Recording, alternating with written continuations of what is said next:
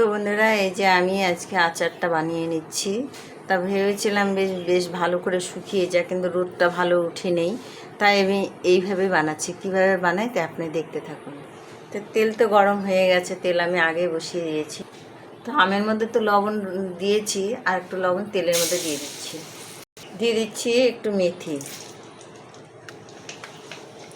এখন আমি আমগুলো দিয়ে দিচ্ছি।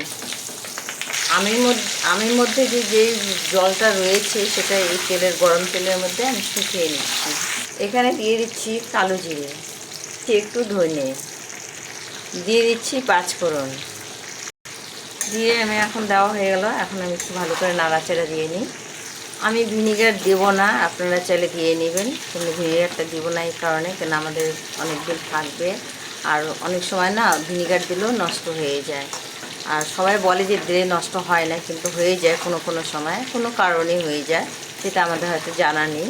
তাই আমি দিব না, কেন এর আগে দিয়েছিলাম তো নষ্ট হয়ে গেছে।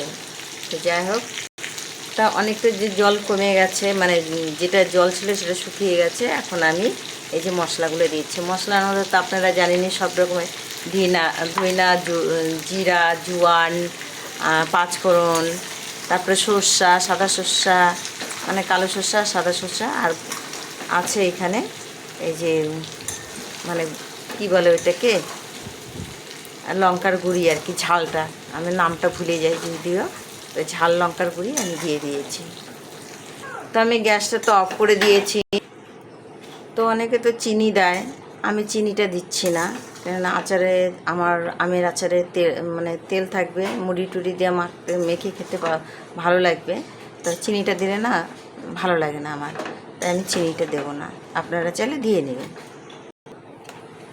তো আমি আগের দিন তো আচার বানিয়েছিলাম অনেকটা শুকনা করে, তো এটা আপনাদেরকে শেয়ার করতে পারিনি, অনেক বৃষ্টি ছিল আর কেউ ধরার মতো লোক ছিল না। আমি স্ট্যান্ডটা মানে খুঁজে পাচ্ছিলাম না, একজন নিয়েছিল আর কি, তো আমার জানা ছিল না। তাই যাই হোক, আমি যে এখন লঙ্কার গুঁড়িটা দেওয়া ছিল না, তাই আমি দিয়ে দিলাম এখন। তো এর মধ্যে একটু আমি কাঁচা তেল দিয়ে দিচ্ছি, কেন অনেক দিন থাকবে, তার জন্য আমি কাঁচা তেল দিয়ে দিলাম, ভালো থাকে। তো এটা বন্ধুরা, এটা হচ্ছে গরম নাই, ঠান্ডা, তার জন্য আমি এরকম এখন ঢাকনা আটকে রেখে দিচ্ছি। আর এটা হচ্ছে গরম আছে, তাই আমি ঠান্ডা হলে বয়ামে ভরে রাখবো, তো ঠান্ডা তেল দিয়ে। দেখুন বন্ধুরা, আমি যেভাবে পারি সেইভাবে আচারটা বানিয়েছি। আর আমার আচার খেয়ে অনেকে প্রশংসা করে। আমার আচার কলকাতা অবধি যায়, কলকাতার লোকেরা মানে যারা আমার পরিচিত তাদেরকে দেওয়া হয়, অনেক প্রশংসা করে। তা বলছে আমাকে, জানেন বন্ধুরা, বলছে কি যে আচারের ব্যবসা করলে তো পারো, কিন্তু বন্ধুরা তার জন্য তো অর্থের প্রয়োজন রয়েছে। তাই আচারের ব্যবসাটা তো আমার অন্তপক্ষে সামর্থ্য নাই এখন।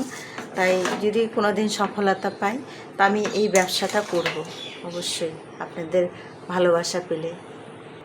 তো বন্ধুরা, যদি ভালো লেগে থাকে আমার এই রেসিপিটা, তাহলে আপনারা লাইক, কমেন্ট, সাবস্ক্রাইব করে পাশে থাকবেন বন্ধুরা। আর ফেসবুক ললিতা দাস ব্লগটা আপনারা ফলো করে দিয়ে পাশে থাকবেন। আর নাতিবাবু ইউটিউব চ্যানেলটাও আপনারা সাবস্ক্রাইব করে পাশে থাকবেন, শেয়ার করে দিন বন্ধুরা। তো ভালো থাকবেন, সুস্থ থাকবেন, আমার পাশে থাকবেন। ধন্যবাদ সবাইকে।